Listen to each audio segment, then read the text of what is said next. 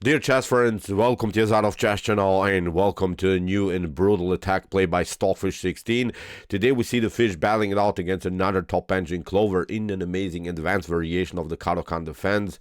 In my opinion, really again a wild attacking game. Put your seatbelts on, you'll see really sharp attack here by Stockfish 16. So with the white pieces, the fish opened with the move e4. Clover's response was c6, the Caro-Kann d4, d5, e5, the advanced variation. Now we have the Botvinnik-Carls defense with the move c5, trying of course to undermine the small pawn chain here in the center of the board. D takes c5, e6, going for the pawn, bishop to d3, and after bishop to c5, now the pawn on g7 is a little bit vulnerable, so that's why Stockfish uses now this moment and hits now the pawn with queen to g4. We have knight to e7, a very tricky line here also by Clover, because if you play now queen takes g7, then rook to g8, it leads into complications.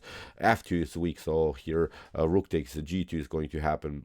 In my opinion, not a good continuation anymore here for white. So that's why Stockfish, after move knight to e7, plays now the most aggressive line with the move b4. This is the way to go, and this move has been played many times in chess history. Dominguez Perez Liner against Jan Nepomniachtchi, Ante Brkic against Robert Zelčić, Vitiogov against Conor McDonald. So very a brilliant idea in the opening stage, connecting the queen to the pawn on b4 and hitting now the bishop, getting also an extra tempo. We have h5. Here Clover hits also back with this move, queen to f4. Stockfish of course stays connected with the pawn on the fourth rank, bishop to b6, and now knight to f3, normal development. Knight from b to c6. We have kingside castling by Stockfish, and now bishop to c7, hitting now this weak pawn on e5. But this pawn now, it becomes really the main theme, I think, of this particular game. This pawn on e5 can be of course a useful pawn. It's of course a space advantage that white has here many times in the center of the board, but it can be also become a vulnerable pawn when of course black attacks it further. So now Stockfish has to be careful. As I said, this game becomes simply a beautiful battle around the square e5. So here we have bishop to b2, normal development but also protection of the pawn on e5. f6, Clover continues the pressure against the queen, because the queen is of course lined up here on this diagonal against the bishop. We have rook to e1. You see, it's really now a brutal, spectacular battle here around the square. We have here d4 by Clover, disconnecting now the queen from the pawn on b4, but Stockfish plays now a brilliant move, knight from b to d2. Leave simply the pawn unprotected, but Stockfish wants, of course, get here the knight on e4, and then later maybe do something also here around the square f6. What should black do? If black continues, for instance, with knight to e5, then after knight to e5, bishop to e5, I think even an exchange sacrifice could work here for white. This wasn't played in the game, but I wanted to show you how it's, again, really hard also for black to make something around the square. For instance, you play f takes e5, queen to e5. This pawn is weak now. You didn't castle. The knight cannot be moved on f5. We'll simply take bishop to g6 in some lines. It's, of course, also a huge threat.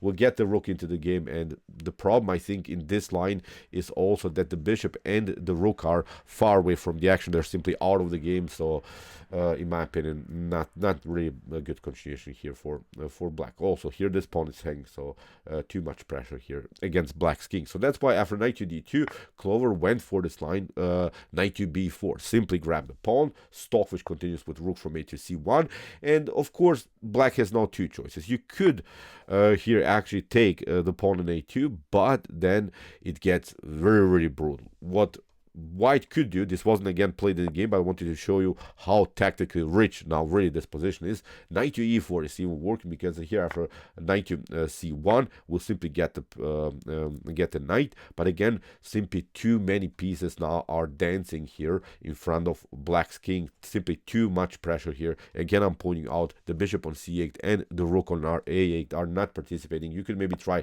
knight to d5. Now we step back. You're trying maybe to hold this position with king to f7, but now even this wild ideas are working. Look at this. I've analyzed this line at home. As I said, this wasn't playing the game, but this attack by Stockfish is really spectacular. For instance, you play g takes f6, then the queen is coming into the game. If you play here knight to f6, then knight to g5. You keep simply the attacking flow. Bishop to f7, you step back, bishop to h5 with the fork idea. You play something knight to h5. Look at this.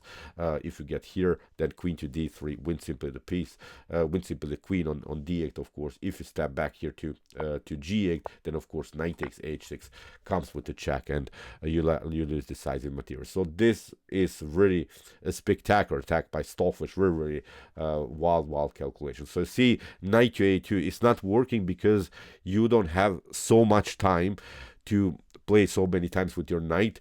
And actually, after move knight to c1, you would actually improve the position of the dark bishop. The bishop is now a little bit misplaced. Now when it gets here on this diagonal, it gets even better. So that's why after rook from a to c1, Clover decided to get rid of at least one of these sharp attackers here. This bishop on d3 was even probably the best minor piece of white, so that knight takes d3 makes sense. We have here c takes d3, and after kingside castling, now comes bishop to a3. Pinning simply the knight on e7, hitting the rook on f8.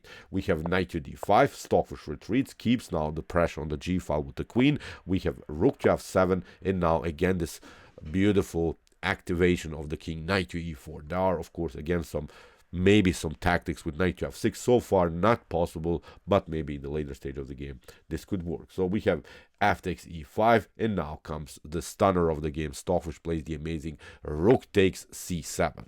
This is really crazy because of rook to c7, bishop to d6, the rook gets attacked, rook comes on c2, Stockfish goes for the e5 pawn, and now there is even a checkmate threat here on g7. So that's why queen to f8, a really passive move, has to be played now by Clover. And again, I'm pointing out, I'm sorry, but look how bad this setup is. The rook on a8, the bishop on c8 never participated in the game.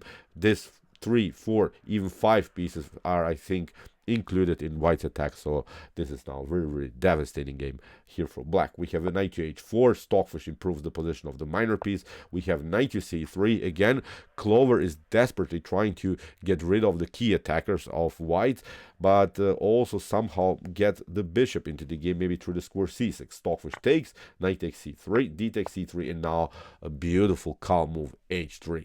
This move allows here Stockfish to play freely, much easier with the rook, because there is always maybe this checkmate threat on the back rank. Now, when we play h3, the king is perfectly fine. We have bishop to d7, a desperate try here by Clover to get somehow the bishop into the game. It's not working, and Stockfish plays now, as usual, its signature move, the most aggressive move, the rook lift on e4. This is very scary, as I mentioned many times when we analyze Stockfish games. When Stockfish plays a rook lift, you can immediately resign.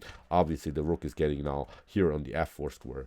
This is game over, I think, already here for black. So what should you do? If you include maybe the bishop into the game through the square c6, then rook to f4, then the knight is coming, we get an extra tempo, then queen is coming on g5, queen to h5, even some checkmate threats on h8 are possible. So it's not working. After rook to e4, bishop to e8 by Clover, controlling at least the g6 square, but Stockfish plays now bishop to d6, hits now the queen, and the queen is now simply out of game. You don't have time to play something like queen to f7, because rook to f4 is going to happen, and then rook to f8. Again, the problems here on the back rank, the rook never participated in the game. You see, although here black is up in material, but we always evaluate our pieces, how they're activated. Now not the real evaluations of pieces. Now after rook to f4, it's really game over.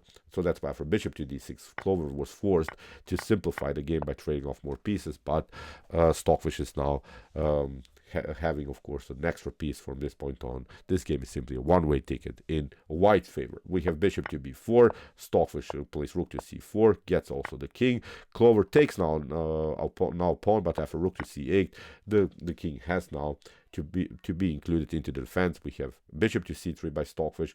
What should you do? If you play here g5, then rook to c7 delivers the check. Knight to f3, you can maybe attack the key, attack the knight, but now the knight is coming into the game. Knight to e6. So again, many opportunities. Bishop to f6, then maybe rook to g7.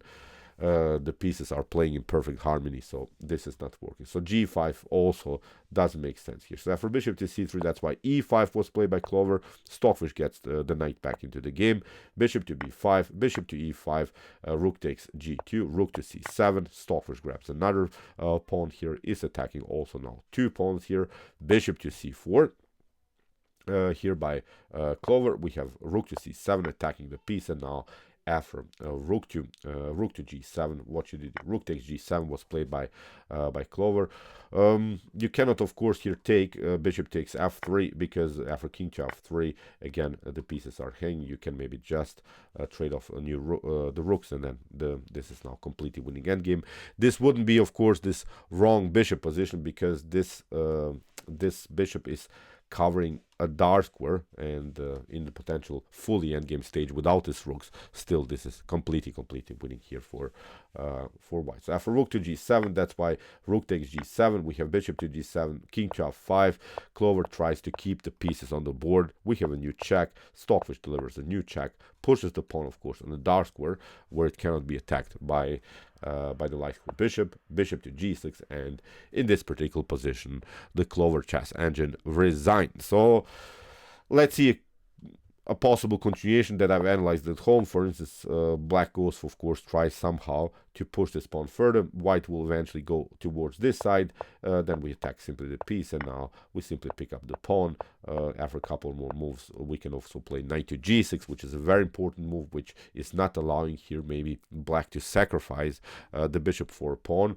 So here maybe you can try a3. Now we can pick up the piece, and now after king to f6, this would be then the winning motif, because the bishop cannot have access to the f7 square, cannot be included somehow into the defense of the h7 square, and now we just push the pawns. If you give up, of course, the bishop for a knight, the king is far away from the action, so it's simply not a possible defense anymore here for black. So beautiful attack by the fish against the Caro-Kann defense. This was now our analysis of the advanced variation. We have started recently our Caro-Kann defense studies. Please check it out. We have analyzed cool games from white's and from black's perspective. Here's the link of our playlist, and if you want to see more brutal, spectacular, epic games played by Stockfish 16 and also by some other top engine, check out our commented chess games played by computer series. Here's also the link, and if you like this content, hit the subscribe button. See you soon with some more videos, and what do we say in the end? Chess is the best, of course.